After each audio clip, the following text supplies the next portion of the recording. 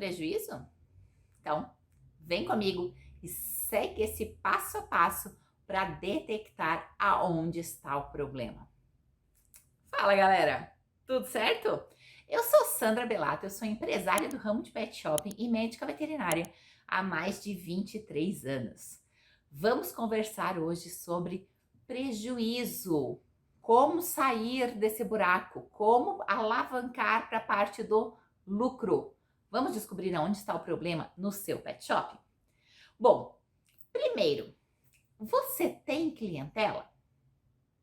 Se você tem clientela, tipo, você já tem um movimento, o seu pet shopping já está girando, você já faz vendas, os seus produtos não estão ficando parados na prateleira, tá tudo certo, por que não está tendo lucro? Aí a gente já corta a falta de clientela. Caso seja falta de clientela, precisamos fazer alavancar o seu nome por aí pela sua cidade. Vamos aumentar essas vendas por aí. Vamos fazer divulgação, vamos fazer outras ações para aumentar a sua clientela. Nós podemos também pensar em simplesmente melhorar a qualidade do serviço para você passar para um outro limiar e aumentar o ticket médio do seu cliente. Então, se você já tem uma clientela mais ou menos, não está bombando, mas você também nem tem um sonho de fazer um pet shop lotado com aquela correria e tal, a gente pode pensar em ações para aumentar o ticket médio do cliente. Esse primeiro passo a passo é fácil, você consegue saber agora. Não, Sandra, eu já tenho bastante cliente. Não, não tenho muito cliente. Então, a gente vai pensar nesse passo a passo tranquilo. Segundo, você tem mercadorias para venda? Ou você é aquele pet shop que uma semana tem ração, na semana seguinte a ração faltou? Uma vez tem o petisco, na semana seguinte faltou. Às vezes tem roupinha, depois faltou. Por quê? Porque isso vai fazer com que os seus clientes não pensem em você em primeiro plano para fazer compra. Por quê? Chega ali, vira e mexe, está faltando. Não que não possa faltar nunca uma mercadoria, mas elas não devem faltar com frequência. Você precisa ter um controle de estoque onde você consiga observar, ó, do shampoo tal que eu vendo bastante, eu preciso ter pelo menos 2 na prateleira. A hora que chegar em 2, eu já preciso fazer pedido. A ração X, eu preciso ter pelo menos 5 pacotes de sacaria grande, menos do que isso eu já preciso fazer pedido. Você precisa ter uma noção disso. Muitos dos sistemas hoje já nos dão essa possibilidade da gente marcar o estoque mínimo. E a gente pode ir lá e atualizar o estoque mínimo sempre que a gente quiser. Então, o próprio sistema, por exemplo, você precisa ter 5 pacotes pelo menos no estoque de uma ração. Quando você vendeu o quinto, o sistema já te avisa, pedido de ração, ele já vai te avisar que você precisa fazer um pedido para ração. Então, se você tiver um sistema aí que te ajude, um sistema legal, né, que possa te dar esse suporte, essa é uma maneira maravilhosa de você poder controlar esse seu estoque e evitar faltas. Ai, Sandra, pode faltar um tipo de roupinha? Até pode, se você tem outras roupinhas. Agora, ração, petisco, shampoo que a pessoa está acostumada, as suplementações que as pessoas fazem de uso frequente, né? Então, que as pessoas não param, isso não é legal que falte, né? Por exemplo, cães que comem petiscos da latinha da ND, eles não querem comer uma Royal Canin na semana seguinte. Normalmente vão sempre comer a latinha da ND. Por mais que também seja uma ração super premium, por mais que tenha a mesma qualidade, as pessoas não querem mudar a rotina dos seus animais. E nem é interessante, isso não é indicado. Então, você precisa evitar faltas, beleza? E aí, isso acontece no seu pet shopping? Isso aí pode estar diminuindo as suas vendas? E se você não tem mercadoria para venda, vai diminuir o seu lucro sim. Cada venda que a gente faz, ela tem que cobrir o custo da mercadoria, um pedacinho do nosso custo fixo, que é o custo da empresa, né? E ela precisa ter um lucro para nós. Então, se você não tem a mercadoria para vender, e aí? Aí fica difícil, entendeu? Então, essas faltas não são interessantes, nem para o cliente e nem para nós, tá? Então, esse é um segundo ponto. Agora, vamos para um ponto um pouquinho mais complexo. Você sabe colocar o preço nas suas mercadorias e serviços? Você sabe se o preço que você está colocando ele está cobrindo o custo da mercadoria ou do serviço, mais o custo que ele precisa, que a gente chama de margem de contribuição, que é o que ele tem que contribuir para pagar as contas da empresa, e mais o lucro? Ou você está indo na onda, olhando o preço do coleguinha e colocando um precinho parecido, um pouquinho mais abaixo ainda do teu concorrente? Como que você está fazendo essa precificação? Isso eu vou explicar um pouquinho agora. Esse eu preciso que vocês prestem atenção para você entender o fio da meada. A maioria das empresas que estão tendo prejuízo, o problema está nesse ponto, na precificação. Tem empresas que já nasceram fadadas a morrer. Entende? Que elas nunca vão conseguir cobrir o custo fixo delas. Vamos ver como é que isso funciona? Eu vou dar um exemplo agora com o banho e tosa, mas ele vai servir para qualquer serviço ou produto da loja, tá? Mas eu vou colocar no banho e tosa que fica mais fácil da gente entender. Então vamos supor que o seu banho, tá? Ele custe 15 reais, certo? Então o custo do banho, sabonete, lacinho, shampoo, ele custou 15 reais o seu banho. Beleza, você vende isso, tá? A 35.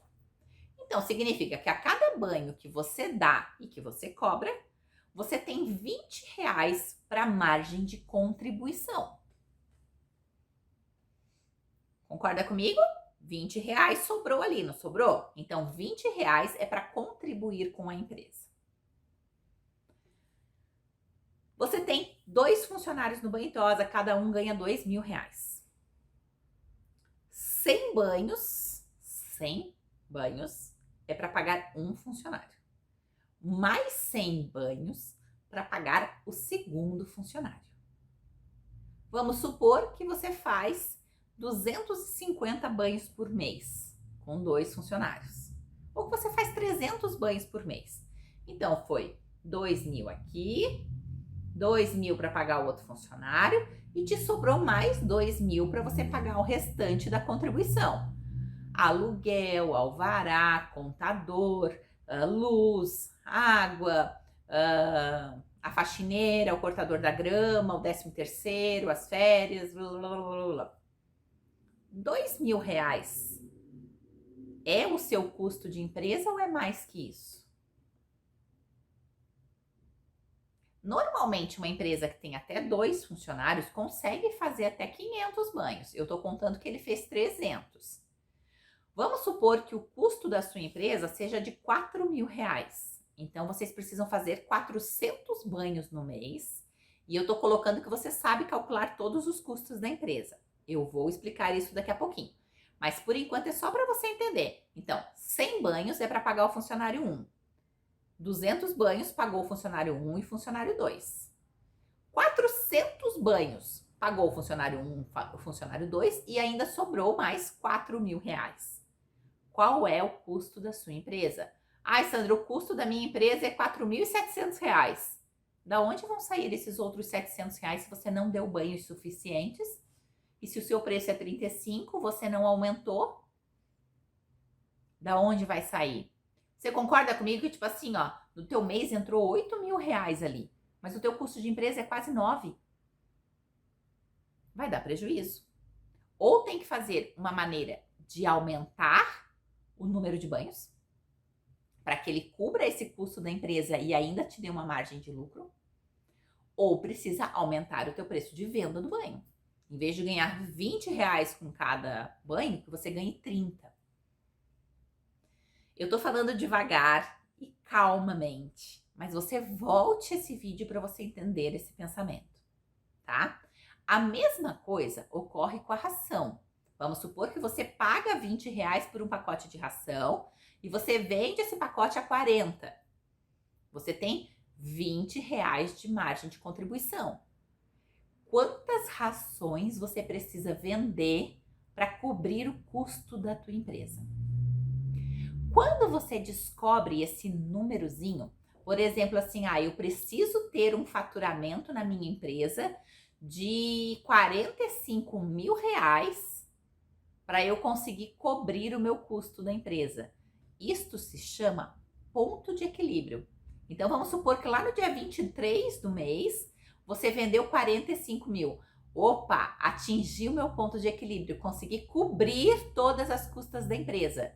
A partir do dia 22, 23 do mês, o que eu vendo, descontando o valor da mercadoria ou do serviço, começa a entrar como lucro. Alguém já parou para fazer essa conta? Vocês sabem qual é o ponto de equilíbrio de vocês? Por que eu dei o exemplo com o banho tosa? Porque quem tem só o banho tosa é muito mais fácil, porque você sabe o que é um número de banhos. Quando você tem uma loja, você vai ter um mix de venda de ração, ou se você tem loja, hotel, consultório, você tem um mix de venda. E normalmente a margem de contribuição de um às vezes é diferente do outro.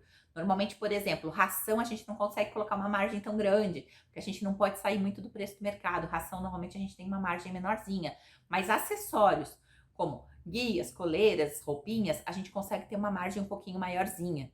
Então, a gente vai ter que ver mais ou menos pelo valor do faturamento mensal. A gente sabe mais ou menos que, tipo assim, se eu tiver um faturamento de 40 mil, eu consigo cobrir todas as minhas custas daquele mês. Aí, chegou lá no dia 25, você tá lá em 34 mil, 35 mil. Tem que se agilizar e fazer alguma coisa para atingir pelo menos o ponto de equilíbrio. Para você não ter lucro, mas cobrir as custas da sua empresa. O que eu mais vejo por aí são pessoas que nem param para pensar nisso. Tem pessoas que, por exemplo, têm um custo de empresa de um banho tosa de 6 mil, tá? E teria que, para cobrir isso, fazer 500 ou 600 banhos. Só que o máximo que consegue de capacidade de trabalhar são 350, 400. Quer dizer, com o valor que ela cobra, ela não consegue cobrir nem os custos da empresa dela. De alvará, bombeiro, contador, aluguel, telefone, Wi-Fi e por aí vai os custos de empresa. E aí, como está a sua empresa? Beleza? Vamos ter que começar a olhar para esses números, né? E como que eu vou saber o quanto eu preciso para cobrir as custas da minha empresa? Uma coisa que a gente falando parece muito simples, mas não é tão simples assim. É sabendo exatamente qual é o custo da sua empresa. Para isso, nós precisamos separar os nossos custos em 3 blocos. Os custos fixos, que são aqueles que você teve que pagar mesmo estando no lockdown. Então, tudo aquilo que você teve que pagar mesmo sem trabalhar, isso é um custo fixo. Custo variável é o custo das mercadorias, é o custo do serviço. Por exemplo, você não deu banho, você não teve o custo daqueles 15 reais. Então, isso é um custo variável quando ocorre a venda. Ração. O custo da ração, ele ocorre quando ocorre a venda, porque senão você tá com o dinheiro ali, né, com a ração parada para você poder vender depois. Então, isso é um custo variável. E despesas. Despesas são tudo aquilo que não estão relacionados com a venda, tá? E que se não tiver aquilo, o seu serviço funciona igual. A faxineiro, o jardineiro, o copinho do cafezinho, o pó do café, né? São coisas que se você não tiver, você consegue trabalhar igual. Então, isso são despesas. E o porquê separar isso em blocos? Porque numa necessidade de cortar custos, de gastar menos, as despesas são os primeiros que normalmente você consegue cortar com mais facilidade. Você consegue cortar um valor maior. Então, essa é a importância de você separar as despesas, porque é primeiro para elas que você bate o olho. O que eu consigo cortar aqui e diminuir custo? Tudo que você diminui em custos, ele gira para lucro automaticamente. Então, uma vida inteira em que a gente tem uma empresa, a gente precisa olhar sim para os custos e despesas e cortar sempre. Sempre a gente pensa em cortar custos. Aonde eu corto custo, aonde eu corto custo, aonde eu corto custo. Tá? Isso não vai deixar a sua empresa riquíssima e próspera, mas ela aumenta a sua lucratividade. Então, é um ponto rápido de você conseguir um dinheiro rápido. É cortando os custos e as despesas. Só que você precisa ter isso em planilhas, você precisa ter isso no papel, não é na sua cabeça. É no papel, é explicadinho ali, é certinho, para você poder olhar com isso com todo carinho. Agora vamos falar de custos. Custos não é tudo que você pagou no mês. Tem coisas que existem o custo do mês, mas que você não paga dentro daquele mês. E eles precisam estar calculados dentro daquele mês também. Então você vai colocar lá nos teus custos fixos o aluguel, o contador, a mensalidade do sistema que você usa, o Wi-Fi, o telefone, etc. O que mais precisa estar ali? Seu funcionário trabalhou 30 dias. Se ele for demitido depois desses 30 dias, ele já tem direito a receber 13º, férias proporcional e a multa de 50% referente a esses 30 dias. O que é que isso importa? É que esse custo é um custo deste mês. Você não vai pagar naquele mês, porque você só vai pagar quando mandar o seu funcionário embora, quando chegar a data do 13º, quando chegar o período de férias deles. Mas esse dinheiro precisa ser calculado naquele mês. Por quê? Porque tudo que o teu funcionário trabalhou naquele mês precisa cobrir o custo dele de férias, 13º e multa de 50%.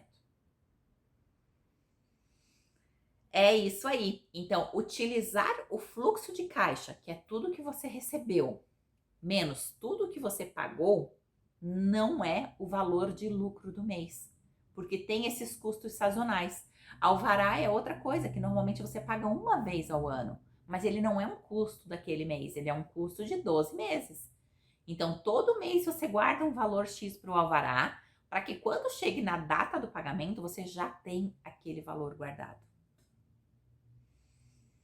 É isso aí. A gente precisa saber calcular isso. Precisa saber calcular. O pessoal que está dentro do curso, as meninas principalmente, né? Tem muito mais meninas do que meninos. Elas ficam abismadas quando elas dizem assim, meu Deus, Sandra, eu não sabia calcular isso, eu não sabia nem como chegar nesse valor.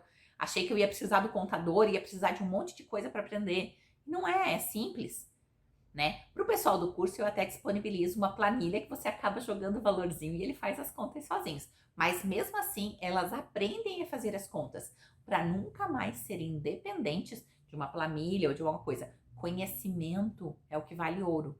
Então você tem que saber calcular essas coisas, porque isso é um custo mensal. O que mais que entra dentro de custo mensal? Ai, Sandra, eu tenho o carro do busca e entrega dos cachorros. O que é custo mensal? A troca dos pneus. De quanto em quanto tempo você precisa trocar um jogo de pneus do seu carro? Ah, cada 2 anos? Pega o valor do jogo de pneus, divide por 2 anos, divide por 12 meses e vê qual que é o valor do jogo de pneus mensal. Seu carro, você comprou um carro de 50 mil, mas você vai trocar ele daqui 5 anos e ele vai valer 30 mil. Pega os 20 mil, divide por 5 anos, divide por 12 meses e vê qual é o valor da depreciação do seu carro. Por quê? Porque daqui 5 anos, quando você quiser trocar ele, você precisa ter dinheiro para poder trocar esse carro. Ou você vai fazer um financiamento e pagar juros absurdos e deixar dinheiro para os outros ao invés de guardar para você. Se você pensa que você vai comprar financiado e vai dar conta de pagar o financiado, por que é que você não guarda esse valor antecipadamente? Ah, eu vou assumir uma prestação do carro de R$900. Por que você não consegue guardar R$900 por mês antes? Antes de ficar dando juros para os outros. Fazer com que os juros disso daí trabalhem para você. É isso aí, os juros podem trabalhar para você. Porque esse dinheiro que você vai guardando mensal, você pode colocar em alguma aplicação que rende um pouquinho mais para você. É um dinheiro pingandinho todo mês na sua conta. Todo mês entra um pouquinho de dinheiro ali, sem você fazer nada. Simplesmente porque você tinha o dinheiro aplicado. A gente sempre acredita na dificuldade. Não, eu vou me endividar e vou fazer um boleto ali para... Vou pagar o carro em 36 vezes, em 48 vezes, sei lá, em quantas vezes. Por que você acha que você vai dar conta de pagar o boleto se você não deu conta de guardar o dinheiro antes?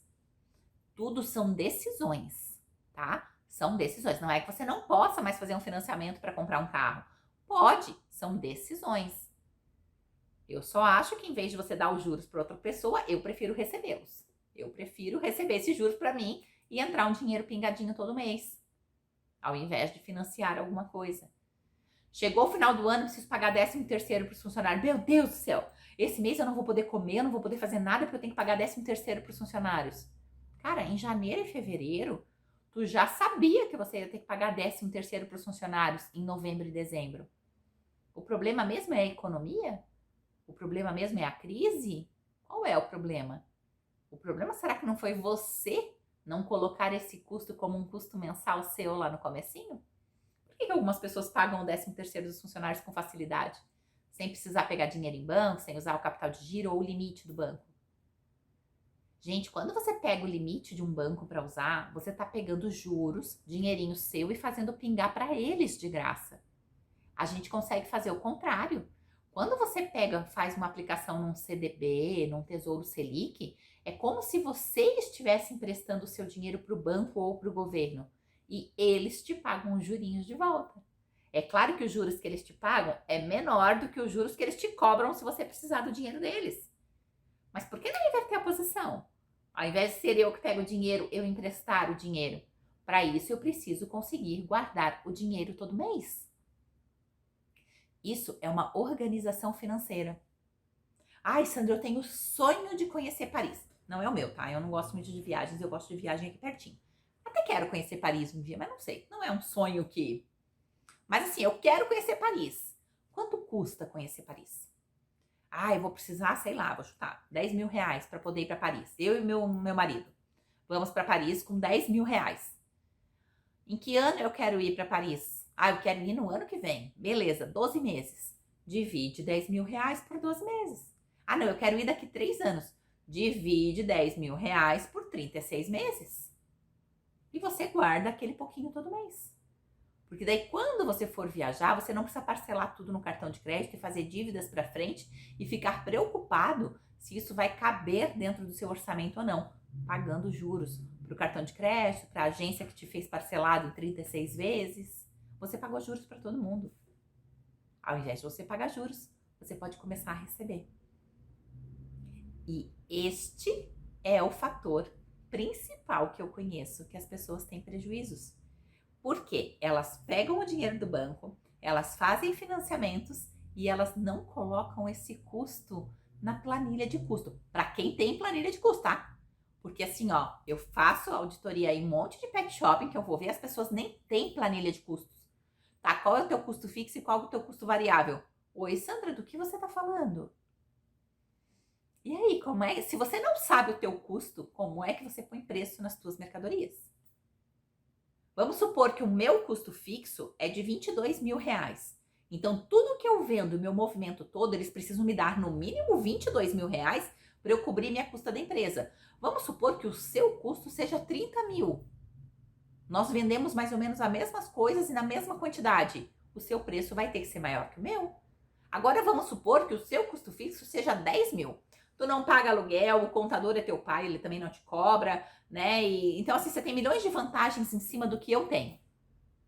O seu custo é 10 mil reais. Você consegue fazer políticas de preço muito diferentes da minha. Você consegue fazer promoções, consegue fazer combos mais econômicos para o seu cliente, que eu não posso fazer. Porque se eu fizer, eu vou ter prejuízo.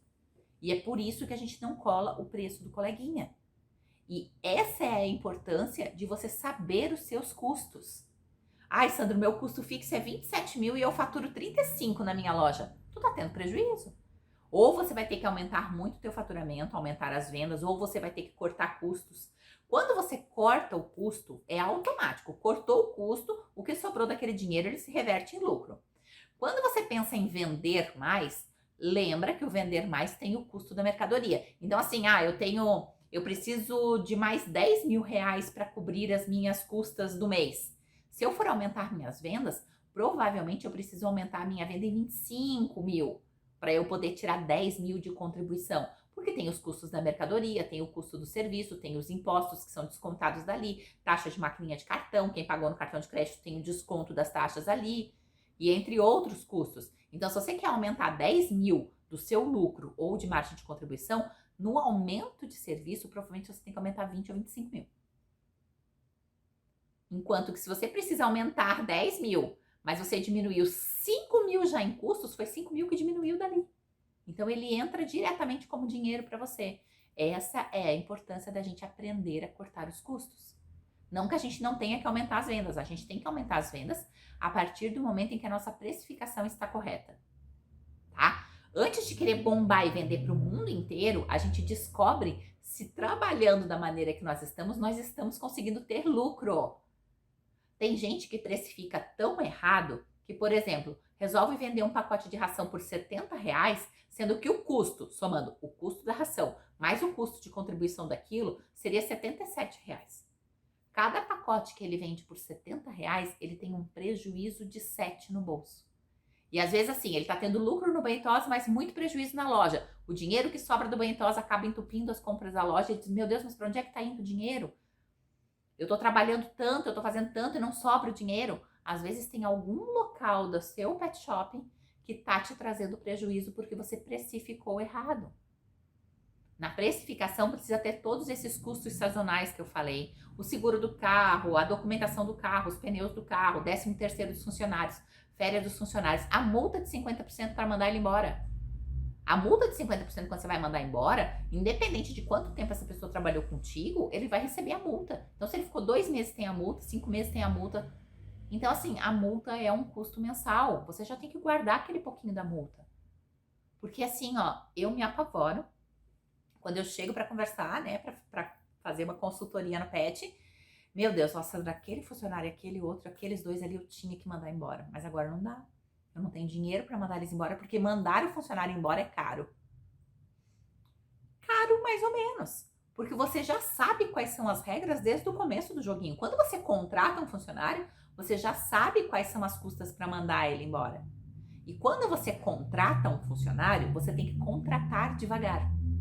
Conversa com o funcionário, entende se ele tem algum hobby quando ele sai do pet shop, porque é legal que as pessoas se divirtam. Pessoas que são felizes e se divertem, elas rendem muito mais no trabalho do que pessoas depressivas que não fazem nada.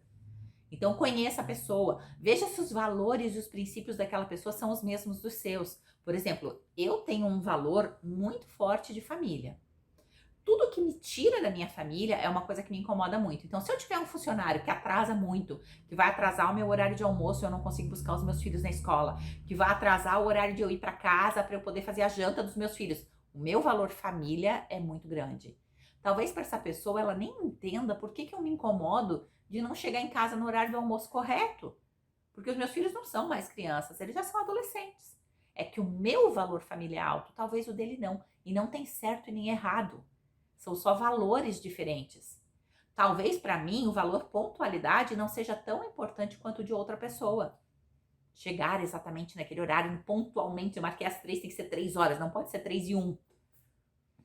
São valores. Cada pessoa tem os seus. Algumas pessoas têm um valor de segurança altíssimo. Essa pessoa precisa trabalhar num lugar em que ela veja que ela está segura, que não vai cair o teto na cabeça dela, que não pode trabalhar com qualquer coisa saindo fio.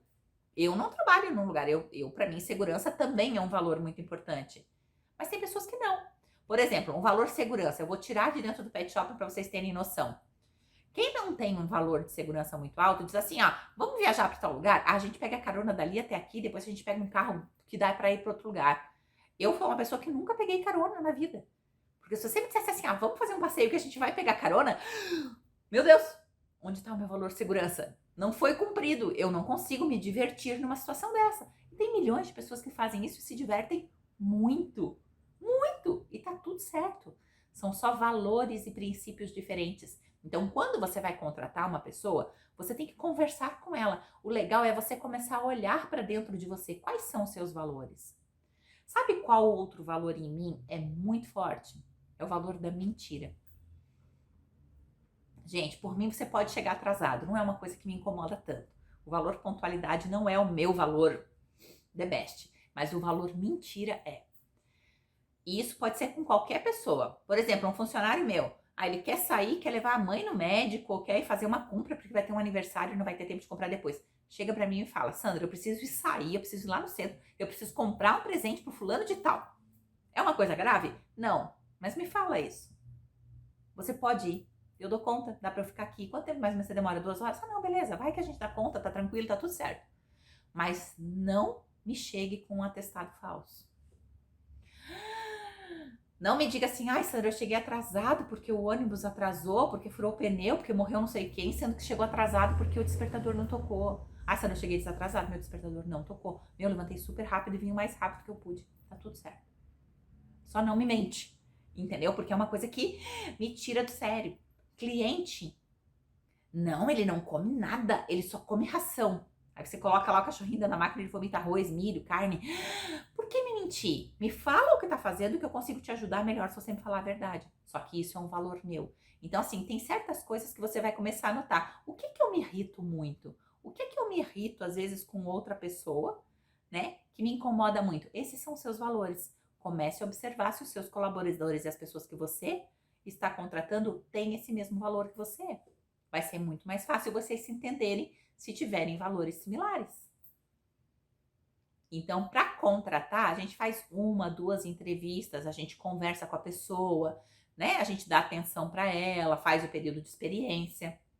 Para mandar embora, rápido. A pessoa não está funcionando, ela não está eficiente ali. Gratidão por tudo que você fez pela minha empresa, mas no momento não estamos mais precisando, etc. Deve ser da sua desculpa. Entendeu? Mas você tem que ter o valor da multa guardado. Como é que você não me manda um funcionário embora porque não tem o valor da multa e deixa ele ali fazendo cagada dentro da sua empresa? Deixa ele ali fazendo ações que não estão condizentes com os seus valores. Porque a sua empresa precisa ter a sua cara, precisa ter os seus valores. Porque você vai atrair clientes que gostam desses valores. Os meus clientes sabem que se eu precisar, eu vou falar a real para eles. Olha, eu não gostei disso, eu gosto daquilo, eu quero assim, a minha opinião é essa. Porque eu não vou mentir para eles. Por quê? Porque mentira para mim é uma coisa que tem um valor alto. Família para mim é uma coisa que tem um valor alto. Então, o que me importa? O que os meus clientes ganham com isso? Que se eles me disserem assim, Sandra, eu tenho que buscar o fulaninho na escola às 5h30, eu não vou conseguir, você me espera 5 minutos no pet shop, porque daí eu pego ele e já vou aí buscar o cachorrinho, eu espero. Porque eu entendo. Eu também gostava de buscar os meus filhos na escola. Isso também era um valor para mim. Então, você acaba atraindo clientes que têm mesmo valores similares aos seus. E é por isso que o seu pet shop precisa ter a sua cara e os seus princípios. E para isso, você precisa contratar colaboradores que tenham mais ou menos os mesmos valores e princípios. Ah, Sandra, eu vou querer terceirizar o meu Bentosa, vou ficar com a loja, com o hotel, com não sei o quê. Você precisa achar alguém que tenha valores e princípios similares aos seus. Porque você vai entender as questões dele, ele vai entender as suas questões. Porque a gente olha para o outro com a lente que nós temos dentro de nós. E não com a realidade, porque não existe uma única realidade. Cada pessoa tem um ponto de vista para a situação. Então, isso é um outro ponto que você precisa ter muito forte na sua empresa. Porque se você colocar pessoas que não combinam contigo, você leva o seu pet shopping ao prejuízo. Por quê? Porque os clientes não entendem o que tem na sua empresa. Quando eu sou atendida por tal pessoa é assim, mas quando outra pessoa me atende é outro serviço, parece outro local. Você não causa segurança, fidelidade. Isso também diminui seu movimento. Então, comece a prestar atenção, tá? No que as pessoas te demonstram em entrevistas. Quando a gente contrata uma pessoa, muitas vezes a gente contrata pelo currículo, pelas suas aptidões técnicas. Mas a gente manda pessoas embora por causa de seus comportamentos. Então, se você começar nas entrevistas a prestar um pouquinho mais de atenção nos comportamentos, a sua assertividade na contratação vai melhorar. Porque a gente não manda pessoas embora por atributos técnicos, a gente contrata elas por esse. Porque mesmo que a pessoa não tenha atributo técnico nenhum, mas ela queira aprender, ela queira fazer o melhor e ela cumpra os seus valores e princípios, você vai ensinar ela a fazer o trabalho e ela vai fazer isso muito bem. Beleza? Então, custos tem que ter tudo ali, inclusive esses custos sazonais. Tem que estar tudo guardado ali. E você tem que saber quais são os seus valores de venda, tanto de serviço quanto de produtos, para cobrirem todos esses custos. Todos. A partir do momento que cobriu isso, que é o ponto de equilíbrio, o que entra, tirando o valor da mercadoria ou do serviço, é lucro. Quanto mais cedo no mês você atingir o seu ponto de equilíbrio, mais tempo no mês você tem girando para ter lucro. E a partir daí você começa a guardar dinheiro. Guardar dinheiro para quê? Para emprestar para o governo, para emprestar para um CDB, que é para um banco, né? Como se você estivesse emprestando dinheiro e eles te dando lucro, ao invés de pegar dinheiro emprestado. Vamos começar a pensar um pouquinho diferente? Sandra, eu já tenho dívidas. As suas dívidas vão entrar dentro dos seus custos mensais. Você vai ter que fazer cobrir as suas dívidas, porque senão você vira numa bola de neve sempre pegando mais dinheiro em banco. Então precisa aprender a cobrir ali. Então você precisa fazer mais dinheiro para poder cobrir essas custas ali e nunca mais pegar dinheiro emprestado. Pare de fazer o pingadinho entrar na conta dos outros. Comece a pensar em métodos para fazer o pingadinho chegar na sua conta. Beleza, minha galera? Gostaram disso? Surpresas? Dúvidas? Coloque nos comentários. Envie esse vídeo para quem você acha que precisa aprender esse tipo de coisa. Beleza? Um grande beijo.